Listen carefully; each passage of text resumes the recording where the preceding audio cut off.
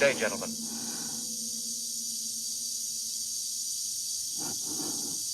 This is a pre-recorded briefing made prior to your departure, in which, for security reasons of the highest importance, has been known on board during the mission only by your HAL 9000 computer. Now that you are in Jupiter's space and the entire crew is revived, it can be told to you. 18 months ago, the first evidence of intelligent life off the Earth was discovered. It was buried 40 feet below the lunar surface, near the crater Tycho. Except for a single, very powerful radio emission aimed at Jupiter, the 4-million-year-old black monolith has remained completely inert. Its origin and purpose still a total mystery. Stanley Kubrick's 2001: A Space Odyssey is a milestone in the history of the cinema and a milestone in the history of the futuristic imagination. And beyond that, it's a film about the most profound questions of our existence. The power of what it suggests in images goes beyond language-based theories and beliefs. And part of the film illustrates the knowable and the measurable. But then it suddenly and unexpectedly bursts into the space that words cannot begin to express. And we're left to understand and interpret as best we can, without the blueprints of any specific belief or system. Stanley Kubrick himself recognized this. He wasn't willing to interpret the film, neither this nor any of his other works, but he was forever intrigued to hear what others felt about 2001, and though often surprised by these interpretations, he nonetheless found them rewarding and legitimate. 2001 confronts and challenges us with ideas about the very presence of the universe. It presents us with ultimate ideas. Ideas not only about the origins of life, but also about the evolution of intelligence and its purpose. However, 2001 goes beyond even these questions and reaches out to consider the reason for the universe and the very idea of gods. Kubrick would be the first to acknowledge that the idea of a god or gods gives us reassurance. It's a key to the mystery of being. It gives us direction, and most importantly of all, answers and purpose. Here's what Kubrick said in an interview soon after the film's release. "I will say that the God concept is at the very heart of 2001, but not any traditional anthropomorphic image of God. I do believe that one can construct an intriguing scientific definition of God. It seems likely that there are billions of planets in the universe, and some are hundreds of thousands of millions of years in advance of us. Can you imagine the evolutionary development that much older life forms have taken? Their potential would be limitless, and their intelligence ungraspable by humans. These beings would be gods to the billions of less advanced races in the universe. They would possess the twin attributes of all deities, omniscience and omnipotence. They would be incomprehensible to us except as gods." So we have the traditional and the scientific God. Kubrick, however, has no easy answers for us. Having led us so far, he now abandons us to confront the film and its ideas by ourselves.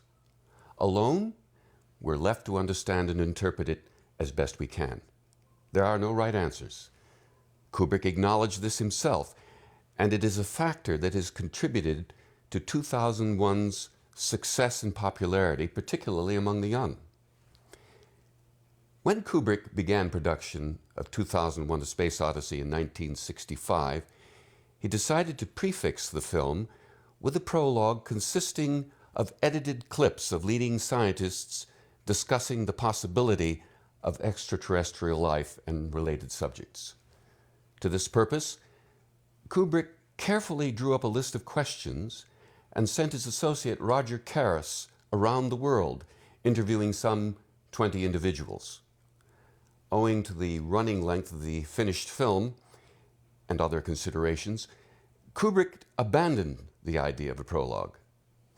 We have here some extracts from these interviews, together with excerpts from a lost film interview by the co-author of 2001: A Space Odyssey, Arthur C. Clarke, given in 1966.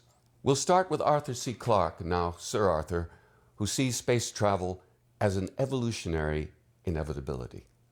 The whole of human biological history is an evolutionary progress. We began in the sea, we exploited that fully, but there are certain things you can't do in the sea. Then life moved out onto the land, and on the land we developed all the advanced forms that exist today. On the land, in air, we can develop technology, we can develop fire. You can't imagine an advanced civilization that was always living in the sea. We are the product of this evolution. Now in our generation, the next stage is beginning, the conquest of space. And this will open up, I think, as many new possibilities as the exploration of land, as the exploitation of the land opened up. And just as the first amphibians could no more have imagined us, so we can no more imagine the ultimate results of space exploration. The exploration of space increases the chances of discovering extraterrestrial life. Isaac Asimov, the famous and prolific writer of science fiction and science fact, was optimistic about the subject. I believe that there is life on planets other than Earth, but we have to make one thing certain. I do not mean planets in our solar system. The chances that there is life on other planets in our solar system are small. There may possibly be life on Mars, but even that would be very simple forms of life. If we're talking about complex forms of life, intelligent life, life that might be roughly comparable to ourselves in intelligence, if not in shape, then we're speaking about planets in other stellar systems, planets circling other suns. My belief in the presence of intelligent life elsewhere in the universe is purely a matter of statistics. There are 135 billion stars in our galaxy. Now that's just in our galaxy. There are at least 100 billion other galaxies like our own, more or less. Among these 135 billion stars, a certain moderate percentage are like our own sun. Of these stars, almost all would be expected to have a planetary system. A certain moderate percentage would be bound to include a planet very much like our Earth. On such a planet, life would be almost sure to develop because scientists don't think that life is a miraculous accident. It follows almost inevitably from certain well-known chemical changes. One of the ultimately most important results of spaceflight is, I think, going to be the contact with superior civilizations. We have no evidence at the moment that life exists anywhere else in the universe, but it seems absolutely inconceivable, and I think most astronomers today will go along with me, that in this gigantic universe, we are the only living things and the only intelligent things. It's far more probable that there are more races ahead of us than behind us, and that we may be very low indeed in the hierarchy of cosmic intelligence.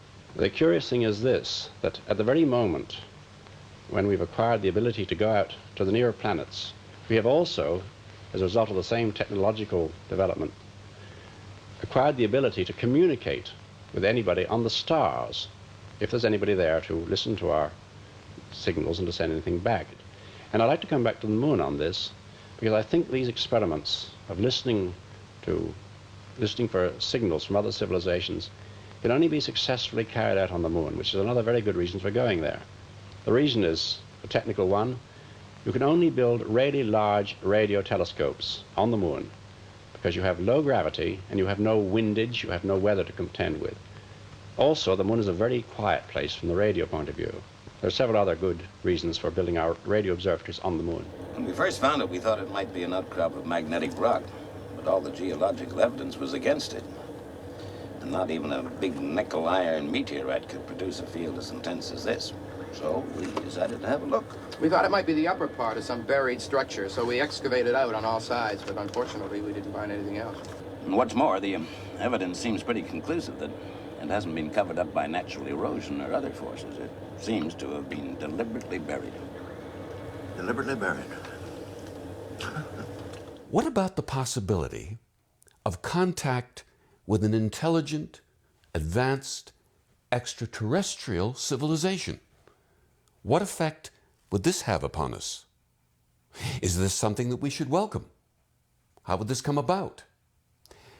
Professor Frank Drake of Cornell University, the pioneer in searching for extraterrestrial intelligence by radio astronomy, pondered these questions for many years. A lot of thought has been given to the problem of the most likely means of communication between civilizations. It seems very likely that the most usual means of communications will be radio signals.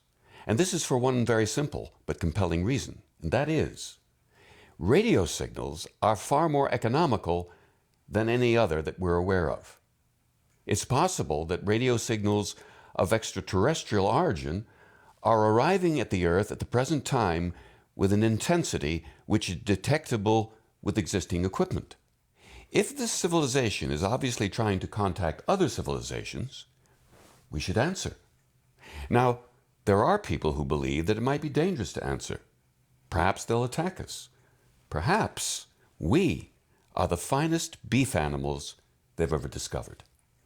But the fact is, and this is something we should understand right now, is that we already transmit enough radio waves into space that we can be detected if they want to detect us. Arthur C. Clarke suggests that something alerting us to an extraterrestrial intelligence is a real and imminent possibility. We might conceivably obtain this kind of information at any moment. As you know, there was a false alarm from the USSR about a year ago. Someone had detected a fluctuation in the radiation from one of these radio sources and thought this might indicate a super civilization was broadcasting a signal at unimaginable power. Well, this was shot down by his fellow astronomers, but not too severely. I mean, the idea is not fantastic, and we are half expecting something like this to happen. It might happen tomorrow. It might have happened last week, and the announcement is going to be in tomorrow's papers. But I think it's more likely to happen perhaps in the next 50 years. And will these messages presumably be messages that started out a very long time ago? Oh, yes, traveling at the speed of light. Even if we had a signal from the nearest star, it would have left Proxima Centauri, Alpha Centauri's companion, 4.25 years ago. And of course, if we replied instantly, it would be 8.5 years before they knew that their signal had been received. Who or what is out there? New York University professor of physics Jeremy Bernstein sounded a cautionary note. I think it is generally and rather naively assumed that extraterrestrial life will be benign, that there'll be philosopher kings reigning in the cosmos. I think it was first Professor Freeman Dyson who made the point that if we detect signs of extraterrestrial life, what we'll detect first will really be advanced technologies. We will detect signals generated by some very advanced technological system. And it is by no means clear that a civilization capable of advancing in technology is going to be a very benign civilization. Rabbi Lamb, professor of Jewish philosophy at New York's Yeshiva University, believes that contact would be only for the good. I think that if we should ever come into contact with an extraterrestrial, highly intelligent race much older than our own civilization, that the primary lessons we would learn from them would not be technological. I think that there is a civilization which has lasted that long, then by the very fact of its survival, it has indicated that it has learned certain secrets of social justice, harmony, and the ability for individuals to get along without killing themselves off on a large scale.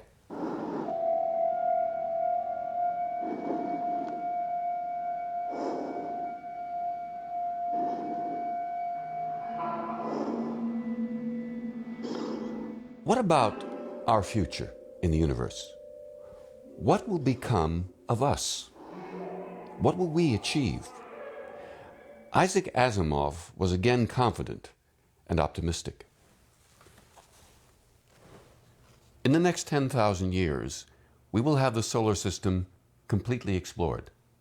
We will have colonies on the moon or on Mars, maybe on the moons of Jupiter. I hope that we will have controlled population, that by that time we will have reached some level of population which will be suitable for the world as we want it to be, and we will keep to it. And I hope also that we will reach the point where we can treat mental illness at least as well as we can now treat physical illness. Kubrick said himself that the concept of God is at the very heart of 2001 and proposed the idea of God as extraterrestrial. Now, this was an idea that was also taken up by Professor Good of Oxford. I think there are certainly a number of interesting speculations that one can make about the nature of God, or rather the definition of the word God. I believe that the ultra-intelligent beings that permeate the universe might very well be in telepathic communications with one another, and that they might even exist as an integrated, more or less immortal consciousness permeating the whole of the universe. If this is so, this could be regarded, with a slight stretch of the word, as a definition of God. Arthur C. Clarke commented upon the impact of science on religion. Well, religion is always enormously influenced by scientific knowledge. In fact, I think most religions are transformed every few centuries, although their advocates always deny this. Look at the effect of evolution, discovery of the theory of evolution on Christianity. Look at the astronomical discoveries, the way they broke down the medieval concept of man as the center of the universe. This is going to continue, and it'll be accelerated if we ever come up against higher forms of intelligence, as I'm sure ultimately we will. It will give us a much more humble view of ourselves. I don't see how we can possibly think that the human race is the kind of chosen of God. Rabbi Lamb eloquently expresses similar ideas in the thinking of Judaism. One of the very greatest of all Jewish thinkers of old days, perhaps the greatest Jewish philosopher of all times, Maimonides, maintained that man may be the superior creature on earth, but it would be foolish to consider that he is, therefore, the purpose of the universe. 2001: A Space Odyssey is a film that sets us thinking about the most profound questions of our existence. And that is why, nearly 40 years after its first release, it still has such compelling power on audiences all over the world. It was and is a remarkable achievement. Stanley Kubrick sought to show us how vitally important it is for us to have respect for the unknowable. We need to be in awe. Without that, we're lost in a fog of self-regarding illusion. The last words are the words of Kubrick himself.